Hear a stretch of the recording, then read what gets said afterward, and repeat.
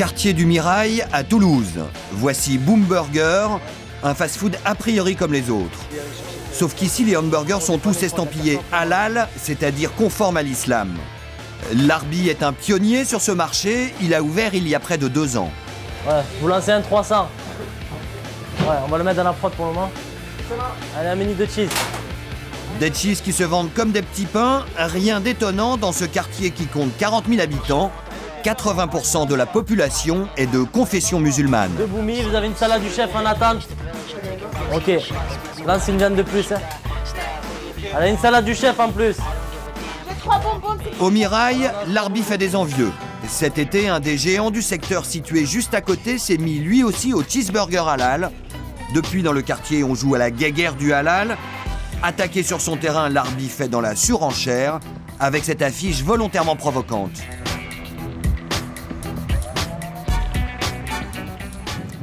Ben, c'est une publicité qui prouve que nous n'avons pas de complexe à dire qu'on est halal. Donc c'est une réponse commerciale qui a été faite à plusieurs grands groupes dont je ne citerai pas les noms, qui jouent sur la rumeur, sur le on-dit. Donc nous, on est halal et on le revendique. Ah oui, nous on mange halal. Oui, mais... Signe du changement, cette publicité diffusée au mois d'août pendant le Ramadan sur les grandes chaînes de télévision. Une première qui marque l'entrée du commerce halal dans l'ère du big business. Le marché est énorme. Les 6 millions de consommateurs musulmans font saliver tous les acteurs de la grande distribution et de l'agroalimentaire. Désormais, pas une grande surface sans son rayon spécialisé et l'offre ne cesse de s'élargir. Donc du saucisson, du bacon, de la mortadelle, mais aussi des délices de poulet, des blancs de poulet et des blancs de dinde. Dans les rayons, c'est la fête du halal, avec champagne et foie gras dûment certifiés. Les grandes marques investissent massivement un créneau en pleine croissance, plus 15% de chiffre d'affaires cette année. On a des produits qui viennent de certains fournisseurs nationaux. Et ça depuis peu. Donc c'est aussi signe que le rayon se développe et que le marché au niveau national commence à avoir une importance. Pour les musulmans de France, cette arrivée massive de produits autorisés est vécue comme une véritable reconnaissance de leur statut de consommateur. La reconnaissance de nos traditions, de notre façon de consommer, de respecter notre façon de consommer les produits. Donc je pense que c'est une forme de respect. On nous reconnaît en tant que personne avec des traditions et une religion. La fièvre du halal agite les médias, comme si un tabou venait de sauter. Abbas Bendali dirige Solis, un cabinet spécialisé dans les études marketing ethniques. Il reçoit aujourd'hui des étudiants qui préparent un mémoire sur ce marché qui pèse 5 milliards d'euros. Donc du fait qu'on n'est plus sur un marché de niche, c'est un marché qui devient conséquent. Faire de sorte que le client qui cherche un produit halal est un client pas comme les autres, qui doit être traité... le client bio, il n'est pas comme les autres aussi. Le client de la boucherie traditionnelle et qui ne veut pas du libre-service, c'est un client qui n'est pas comme les autres. Et l'intérêt pour la grande distribution, c'est comment, par débordement, toucher une autre clientèle que celle qui consomme halal. Abbas Bendali observe la montée en puissance du business halal depuis 10 ans. Une évolution qui, selon lui, coïncide avec l'émergence d'une conscience beurre. Moi, je retiens essentiellement 3 dates. L'année 83, donc avec la marche des beurs. Et effectivement, cette population dit on existe. C'est 98 ensuite. La Coupe du Monde de foot, où effectivement, là aussi, la diversité surgit. C'est 2009, le marché arrive un peu à maturité et où les demandes aussi se font plus expresses. Et puis ces communications grand public qui ont effectivement alerté les médias. Dans cette course aux consommateurs halal, l'enjeu est aussi dans la certification des produits. Grande distribution ou boucherie de quartier, aujourd'hui en France, près d'une dizaine de mosquées et d'associations ont le droit d'apposer leur sceau. Samir est l'un de ces inspecteurs halal. Salam alaikum. Rachid Abbas. Salam Rachid. Abbas. Tous les jours, il contrôle une dizaine de boucheries comme celle-ci, à la recherche des précieux coups de tampon. Donc chaque agneau, tampon abattoir, et on cherche les 7 tampons AVS sur l'agneau. Idem, tampon abattoir. Et ces coups de tampon, c'est le sésame indispensable pour séduire les clients. À l'heure du halal à la télé, les nouveaux consommateurs deviennent exigeants. Origine des viandes, traçabilité, le risque de fraude existe. C'est à qui sera le mieux rassuré. Donc comme les gens, ils aiment bien manger de la viande halal et la garantie de manger de la viande halal, et c'est pour ça qu'ils préfèrent venir acheter leur viande chez un boucher qui fait AVS, qui est contrôlé, donc ils ont la garantie. Et nous, ça nous permet de vendre de la viande vraiment halal et non pas de la viande qui vient d'ailleurs. Où s'arrêtera la vague du business communautaire? Après les produits alimentaires, ce sont les cosmétiques qui se mettent au régime halal en France. Jamal, beauté en arabe, c'est le nom de la première gamme de produits féminins lancée pour surfer sur cette nouvelle mode. Nous sommes à Saint-Denis, en banlieue parisienne, dans l'un des rares magasins à les diffuser. Et surprise, c'est la créatrice non musulmane qui fait l'article en personne. Vous avez des produits ici qui sont sans alcool ni graisse animale, qui sont surveillés donc, par la mosquée de Paris qui vient visiter nos usines. On a aujourd'hui dans notre population de femmes qui sont consommatrices de Jamal, des femmes qui ne sont absolument pas musulmanes et qui sont ravies d'utiliser ces produits justement parce que la certification va très loin dans la sécurité. Du fast-food aux crèmes de sédame, le halal Made in France représente un formidable laboratoire pour les industriels. Avec le rêve de partir à la conquête du marché mondial, l'enjeu le 1,5 milliard de consommateurs musulmans, un nouvel Eldorado, Inch'Allah.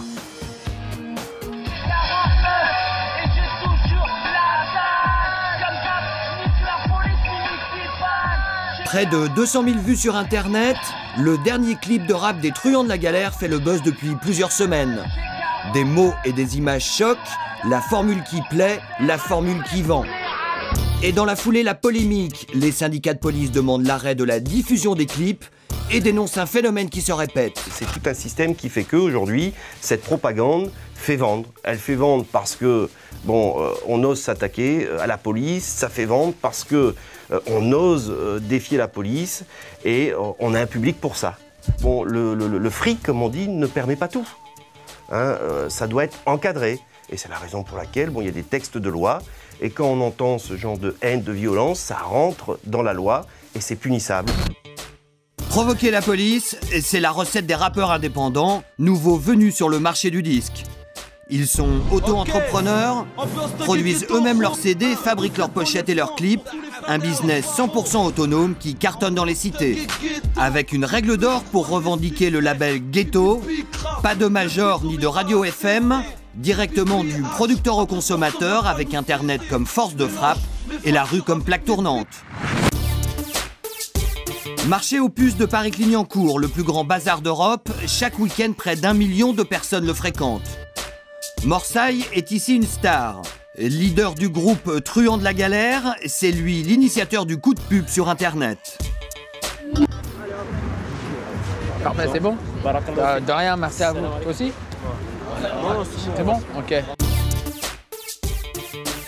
Aujourd'hui, le rappeur sort son deuxième album, sa technique de vente, la rue, un concept, le terre-terre. Terre comme territoire, celui des quartiers. Alors, comme tu vois ici, en vente exclusivement aux puces de Clignancourt, indisponible en Fnac et à Virgin. On les boycotte. Je dis la vérité, je sais que je peux le mettre en Fnac, je vais peut-être vendre 5, 6, 7 000 CD. Ici, je vais faire les 10 000 faciles. Comment doubler la grande distribution? Point de départ, un stand au cœur du marché comme Bazarière, avec registre du commerce et marque déposée. Le terre-terre volume 2, la famille. On dort pas, nous, on charbonne. Charbonner, labourer le terrain. En première ligne, une armée de vendeurs. Allez, c'est parti les frères, on y va. Démonstration avec Alias, le chef des troupes, qui dès 8 h du matin part à la chasse aux clients. Voilà, là on arrive sur notre terrain de chasse, tu vois, dans le film. Tu vois, tout là, on va travailler là, on va bosser sur ce secteur-là. Là, tu es à l'entrée directement des puces de Clignancourt, c'est-à-dire 90% de ceux qui viennent faire leur course à Clignancourt passent par là, tu vois. Pas une minute à perdre, au milieu des vendeurs à la sauvette, l'armée de rappeurs actionne l'opération promo. Ouais, le nouvel album de Morsaille, il est sorti ce matin. Oh, il est là, là? Il va arriver tout à l'heure, là. Il est sur la route, voilà. Ça, c'est les frérots. Voilà. Ouais. Tu vois de la galère? Ouais. Marseille, c'est le dieu du rap. Bingo pour Alias. Toute la semaine, il a collé des affiches dans les cités. Et aujourd'hui, samedi, les ados débarquent en force à Clignancourt. Voilà. On est colleur d'affiches, on est vendeur, on est chanteur, on est comédien, on est tout à la fois. Un peu plus loin, une autre équipe prend en main les ados. Objectif, vendre le maximum de CD, mais aussi d'affiches et surtout de t-shirts. C'est aussi cela les méthodes de vente des rappeurs de la rue. Et pour fidéliser le consommateur, on n'oublie pas d'assurer le show. Freestyle. Un freestyle avec d'autres rappeurs, signe de solidarité des artistes du ghetto. T'as tort, on fait monter le score comme d'habitude. Mon rap prend de l'attitude, mais je garde les pieds sur terre. Sur le bitume de Clignancourt, bat le pouls du business. Fin de la journée, l'heure du bilan. L'opération promo aurait rapporté 3 000 €. Morsaille espérait davantage. C'est bon, t'as vendu avec lui? Non, j'ai pas encore commandé, mais j'ai bien discuté. Bon, venez. Il le fait savoir. Venez tous. Comment? Toi, tu fais 100 €, lui, il fait 300 €. Le business de la rue est aussi un monde sans pitié. Ça veut dire que t'as pas travaillé. Tu fais quoi? Tu fais que de draguer des gonzesses. Ah, il me faut des gens qui travaillent, des gens déterminés, des gens qui sont combattants. C'est ça ma devise. Il est gentil, mais il sert à rien. Regarde, il rigole comme un con. Comment mesurer l'impact de ce business parallèle? L'autoproduction est-elle la nouvelle recette miracle sur un marché en crise? Pour l'homme aux milliers de disques, Olivier Cachin, ce commerce gagne du terrain. On ne parle pas de ventes phénoménales, de centaines de milliers d'albums, mais pour un disque autoproduit, si le gars ou le groupe arrive à en vendre 5 000, 10 000, 15 000, on peut trouver ça modeste, mais c'est déjà suffisant pour alimenter une économie parallèle. Ou à 10 000 disques, si on passe par des circuits parallèles, ben, ça va faire un petit peu de bénéfice. En tout cas, assez pour faire tourner la machine. Une machine qui peut permettre de décrocher le jackpot. C'était le 27 octobre 2007, le groupe de rap indépendant L.I.M. décroche un disque d'or, 75 000 ventes. Mais pour cela, L.I.M. a dû faire une concession en signant avec un distributeur officiel. Chez EMI, l'une des majeures du marché du rap, on affirme en effet rester incontournable. Mais de toute façon, pour vendre beaucoup d'albums, à un moment donné, comme je vous disais, il faut être distribué dans un grand nombre de points de vente.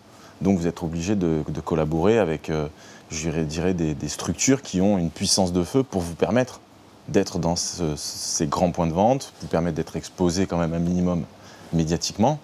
Donc effectivement, vous ne pouvez pas y arriver tout seul. Collaborer sans perdre sa marque à Rap des Cités, c'est la stratégie L.I.M. Pont-de-Sèvres dans le 9-2, les Hauts-de-Seine, c'est ici à l'ombre des tours que l'aventure a commencé.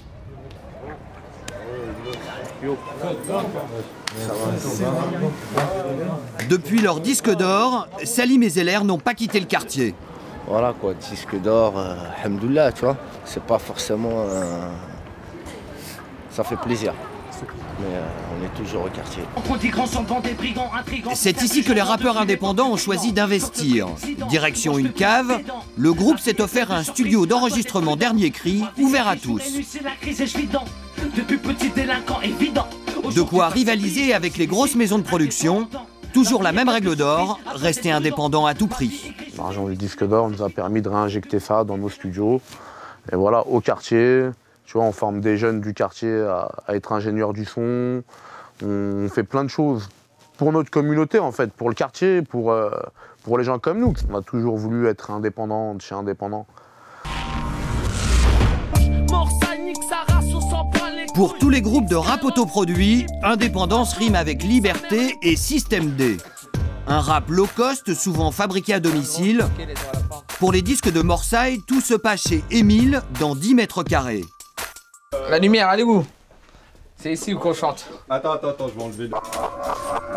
L'enregistrement, c'est dans les toilettes, ou comment fabriquer un studio en 10 secondes. Donc c'est vraiment système D, vraiment, on peut pas faire plus discount. Et pour les clips vidéo, Émile assure des tarifs qui défient toute concurrence. Nous, on arrive à faire des clips grâce à des petits moyens. Beaucoup de matières grises. Un clip comme ça peut coûter pour un rappeur 1 000 €, Dans les alentours de 1000 €. Pas plus. De toute façon, ils n'ont pas plus. Et c'est la nouvelle réalité du marché. Un clip à 1000 € balancé sur Internet. Et si le morceau accroche, alors le big business n'est plus très loin. Tous ces jaloux aux mauvaises pensées, on est toujours excités. Parfois on est... Début décembre, à Livry-Gargan en Seine-Saint-Denis. Le professeur Gassama, un marabout d'origine guinéenne, rentre chez lui. Sur le pas de sa porte, 2 coups de feu. L'homme est abattu. Salim, 21 ans, est le fils du marabout. C'est lui qui a trouvé le corps. T'es allongé là, par terre devant la porte. Le médecin, à un moment, il m'a demandé de déchirer les vêtements à mon père pour qu'il lui fasse un massage cardiaque ou qu'il lui fasse quelque chose. J'ai déchiré les vêtements à mon père, il s'est pris une balle juste là et une balle sur la cuisse, là, vers le haut de la cuisse. Là. Depuis le drame, Salim vit dans la peur. Difficile pour lui de lier l'assassinat de son père à son activité. L'homme exerçait dans son cabinet depuis 25 ans. Il a commencé en Afrique déjà, donc il s'est fait connaître là-bas et par la suite, après ça vous met en confiance de toute façon. Par la suite, il a essayé de transmettre un petit peu son savoir-faire ici. Il était toujours là, qui expliquait aux gens, le truc, ah, moi j'ai envie de mourir, et non, ne fais pas ça, comme ça, comme ça. Il essaie un peu de chercher des solutions. Je n'ai pas de mots à dire, je pleurais, je fais tout. Là, je n'arrive même plus à pleurer, je cherche les réponses. Règlement de compte entre concurrents, vengeance d'un client, impossible de savoir. La mort du professeur Gassama garde ses mystères. Et son assassinat n'est pas un cas isolé. Il y a 3 ans, la star des marabouts, El Hadj Mamba, était exécutée dans son cabinet parisien. À l'époque, sa publicité passait même à la radio. Si vous voulez que tout marche bien dans votre vie privée, dans vos affaires et dans votre commerce, pour réussir votre vie, appelez dès maintenant le professeur Mamba ou allez le voir, métro, porte de Clichy. Meurtre, mais aussi escroquerie, viol ou blanchiment d'argent. Au pays des marabouts, l'exotisme côtoie parfois le sordide. À Paris, il serait près de 500 à exercer, surtout ici dans le 18e arrondissement. Rendez-vous chez l'un des marabouts les plus en vue du quartier. La caméra cachée tourne. C'est bien là qu'il est, le professeur. Oui, c'est là. C'est là? Oui. Dal. Vous connaissez bien? Mon mari. Ah, c'est votre mari. Merci. Notre prétexte, des problèmes conjugaux. Le marabout nous accueille dans son appartement, un 2 pièces limite insalubre. Merci, monsieur. Je viens vous voir parce que j'ai des soucis avec ma femme. D'accord, j'ai compris. Qu'est-ce que vous allez faire? Comment il faut faire? Oui. La consultation à payer 20 €. Il faut que je paye maintenant? Ah ouais, possible. Après les questions d'usage, rapidement le professeur passe au diagnostic et là les prix s'envolent. Ici pas de boules de cristal mais des coquillages magiques. Ta femme et toi et le bonhomme, si sont mis là-dedans, obligé, et ta femme. Tu vas vous dire toi, ouais. C'est quoi ça? C'est mon boulot. D'accord. Tu payes à comment?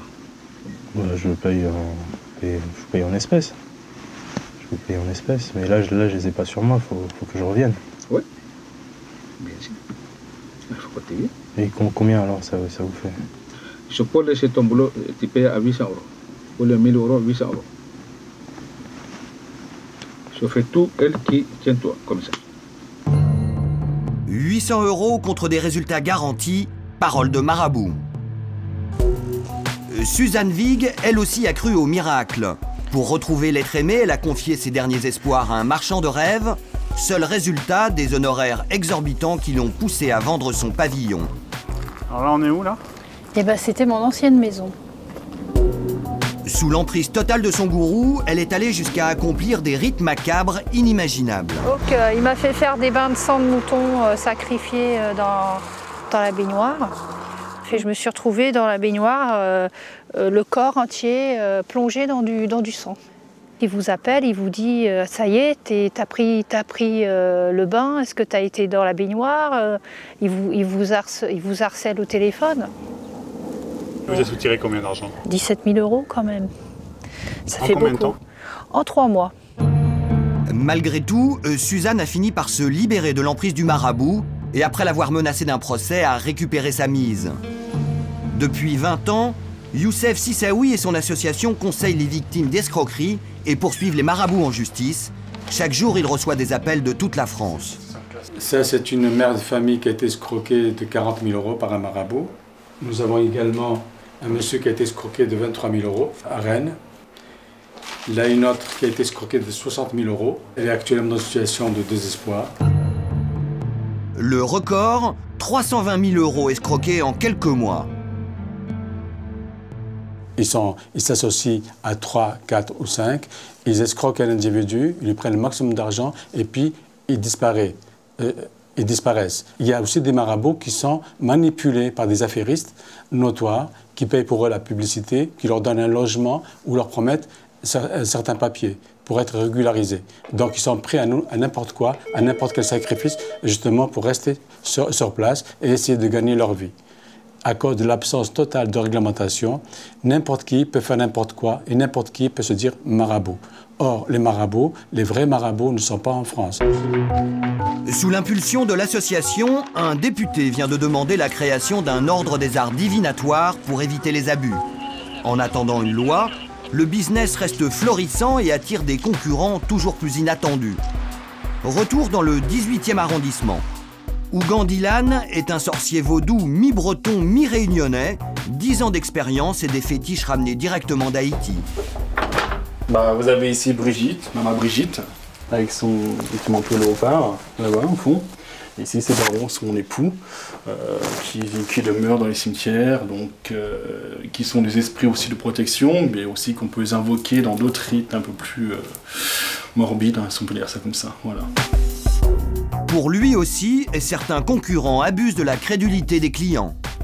Dans le vaudou, si vous voulez, les vrais praticiens vaudou sérieux, quand vous allez les voir, ils vont dire c'est tant, point barre. Voilà, c'est tant, il n'y a pas un centime de moins, il n'y aura pas un centime de plus, c'est tant, c'est tant. Chez les marabouts, c'est tu me donnes tant, après on t'harcèle plus ou moins, tu redonnes tant, et puis tu redonnes tant, et ça n'en finit jamais.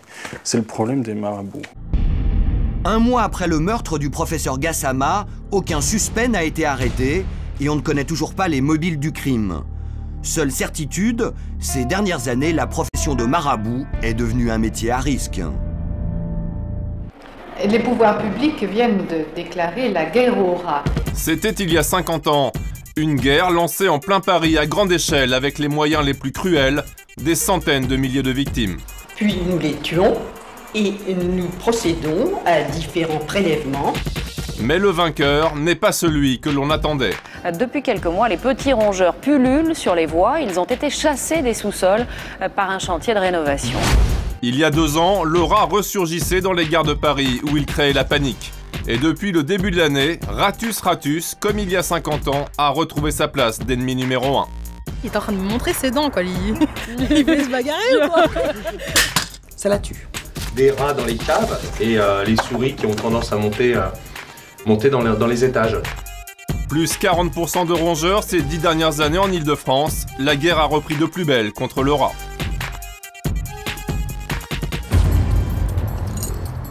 20e arrondissement de Paris, la semaine dernière, près de la porte de Bagnolet. Il est 22 h et à la nuit tombée depuis plusieurs mois, les habitants du quartier organisent leur première battue. Oui, alors là on voit un rat, il y en a un deuxième. Et c'est pas que j'ai peur, c'est que je trouve ça trop répugnant en fait. Je trouve ça sale, c'est bourré de maladies. La ronde continue et les rats sont partout. Qu'est-ce que je fais? J'ouvre. Il y en a un là, s'il vous plaît. Il y en a un là, il bouge pas. Il guette. Il est là, vous le voyez ou pas? Après quelques minutes de chasse, Ikran va faire son compte-rendu au comité anti-rat du quartier. Vous en avez vu? J'en ai vu plein, ils allaient sur la Et je l'ai vu en bas. Et il est remonté sur les poubelles. Je sais pas comment il fait. Après, il est redescendu. Après, il est passé par là. Et c'est comme ça tous les soirs. Ah, c'est comme ça. Là-bas, ils groupillent. Hein. On les voit sortir, ils courent partout. La nuit, c'est la peur ancestrale du rat qui mobilise le quartier.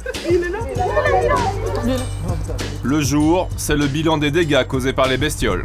Vous avez déjà vu des rats dans l'aire de jeu ici? Oui, c'est là-bas et là-bas là. Voilà. Ah, ils connaissent. Il y a un trou là. Voilà, ici, là-bas. Là-bas, il y en a plein. Ça vous a fait peur? Oui, parce on jouait à cache-cache et on a fait un gros rat ici. L'angoisse des enfants, mais aussi celle des parents. Voilà, il y a le trou sous le... Voilà, carrément, ils font un trou sous la porte. Ils arrivent à passer là. Ils arrivent à passer, exactement. Ici, c'est le local à poussettes qui est régulièrement envahi par les rongeurs. C'est quoi ce qu'on voit là? C'est des crottes des rats et des souris. Il y a même une voisine à moi, dernièrement, il a pris 2 ou 3 poussettes et les a jetées à la poubelle. Regardez, pareil, tout le long. C'est des crottes aussi des souris. 3, 4, peut-être même 6 millions de rats à Paris intramuros, 4 par habitant. Pour lutter contre cette invasion, l'humain s'est organisé. Et le quartier général de cette résistance est une boutique en plein cœur de Paris. Depuis 140 ans, ses propriétaires ont inventé toutes les armes anti-ratus ratus. La tapette à souris, c'est mon arrière-grand-père qui l'a inventé. Hein, ce piège-là, elle touche là-dessus et le piège se referme derrière elle. Ça, c'est la tapette en plastique. Ça la tue. Et c'est quoi alors ce qu'on voit là? Alors ça, si vous voulez, c'est un rat qui a mangé du poison, de l'anticoagulant.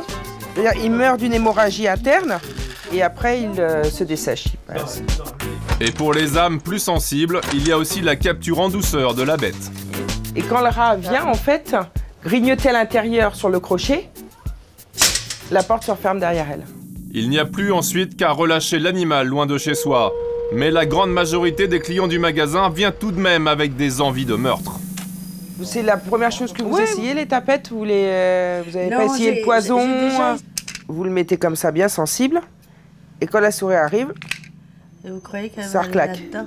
Ah oui, elle y va. Hein. Oui. C'est sensible, hein? Ah oui, c'est très sensible. Bon. C'est pour les souris? Oui. Ça marche mieux, je crois. Ah, Vous connaissez les trucs collants là? Moi, je viens acheter un carton de plaques de glu? Oui, s'il vous plaît. La pauvre petite souris vient s'immobiliser là-dessus et c'est affreux. C'est affreux à regarder, hein, parce qu'ils souffrent, hein, ils sont collés. Si vous mettez le doigt, ça va rester collé. Hein. Il ne faut pas regarder hein, quand ils sont là en train de mourir. Ça fait peur. Un défilé permanent, des clients prêts à tout. L'heure est au combat sans merci. Car derrière la lutte individuelle, l'enjeu relève de la santé publique. Les rats et les souris sont porteurs d'une bactérie qui peut être mortelle pour l'homme, la leptospirose. Rendez-vous à l'Institut Pasteur. Le patron du labo, Mathieu Picardo, est le spécialiste mondial de la maladie. Là, vous voyez donc la bactérie qui est donc le principal agent de la leptospirose. Donc, c'est des bactéries qui sont très très fines, qui s'observent uniquement à microscope à fond noir. Si on s'en débarrasse pas, qu'est-ce qui se passe? C'est une bactérie qui s'installe, on peut avoir des atteintes hépatiques, rénales, qui donc peuvent entraîner des complications très, très graves, très sévères. Jusqu'à la mort éventuellement? Jusqu'à éventuellement la mort, oui. Aucun cas mortel n'a été recensé ces dernières années en France, mais la maladie est en embuscade. Voilà, celle-là par exemple, c'est les sérums qu'on reçoit tous les jours et qui sont archivés ici. On va dire qu'en France métropolitaine, on se situe entre 200 et 400 cas de leptospirose par an.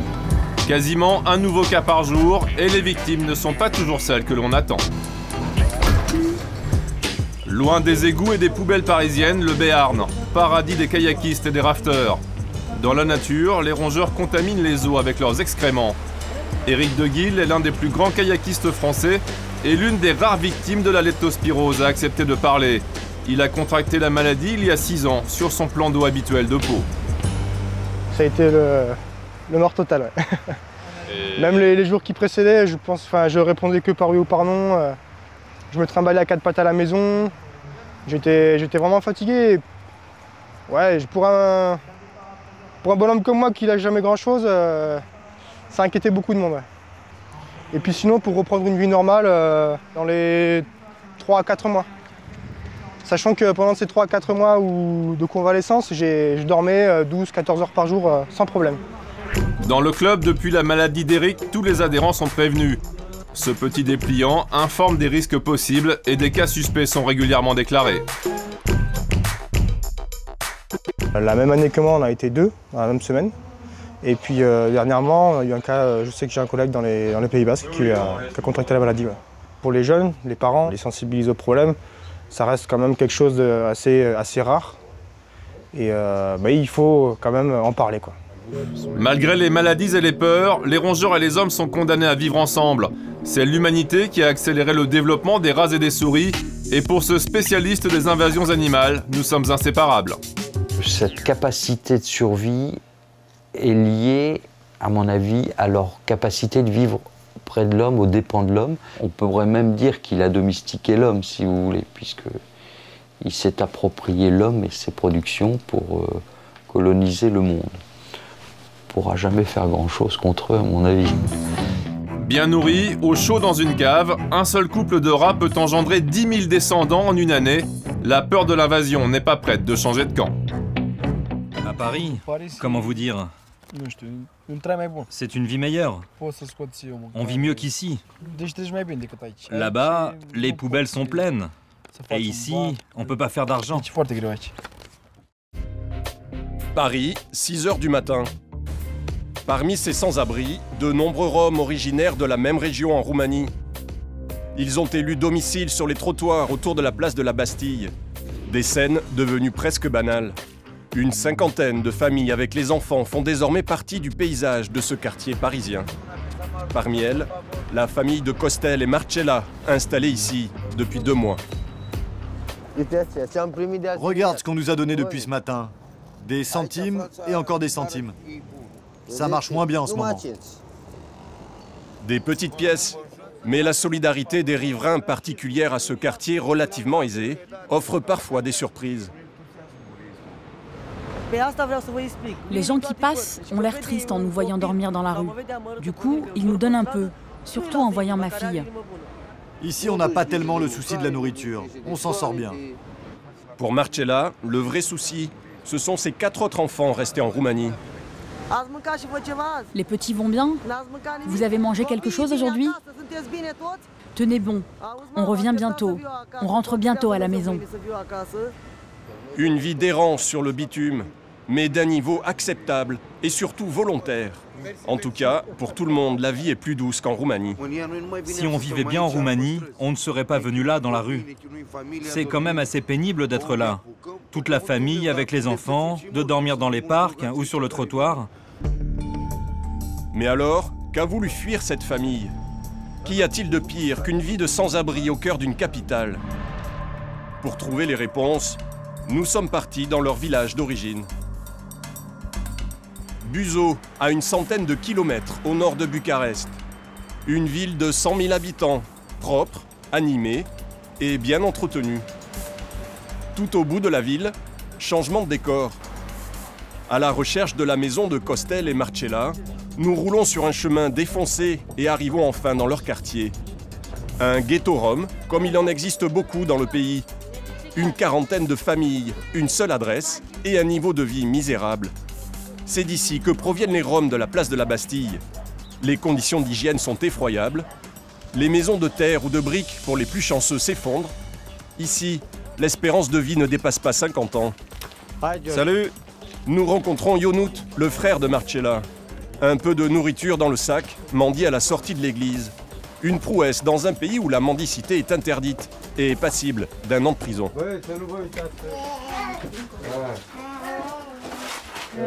T'as ramené à manger? Oui, il y en a pour tout le monde.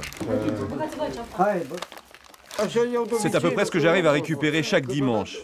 Parfois, je n'ai que 2-3 morceaux de pain, mais là, c'est une bonne journée.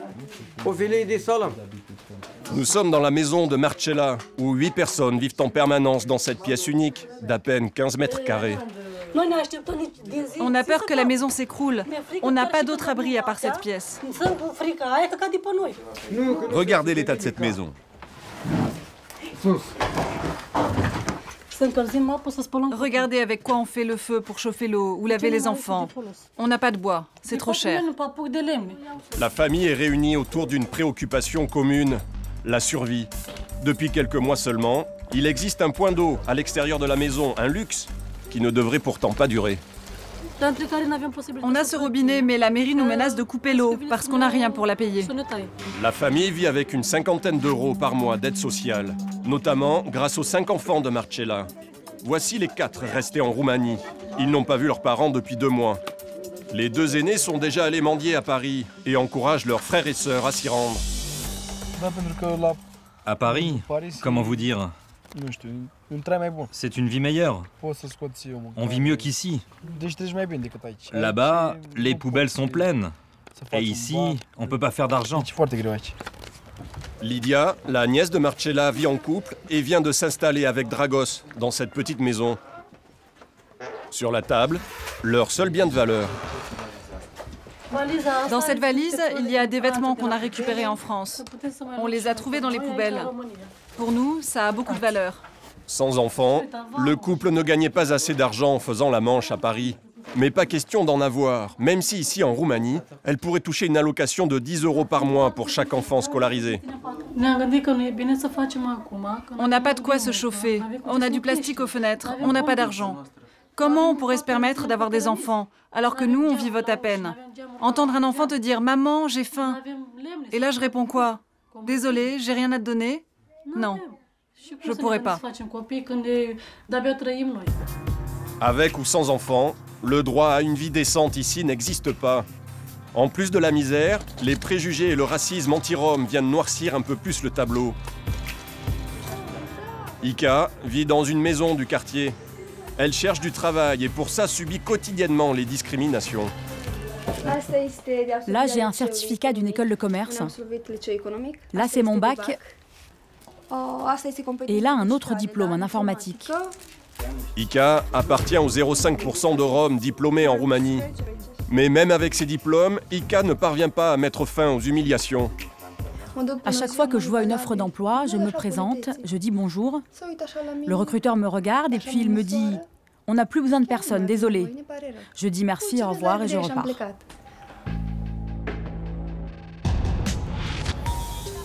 Pour les 2 millions de Roms de Roumanie, tout est plus dur. Et le gouvernement est régulièrement accusé par les associations de vouloir s'en débarrasser. Mais alors où sont passés les 17 milliards d'euros que l'Union européenne a versés aux pays concernés pour la réinsertion des Roms? Le gouvernement roumain n'a utilisé que 6% de l'aide qui lui a été allouée. Le reste a été dilapidé par la bureaucratie locale et la corruption.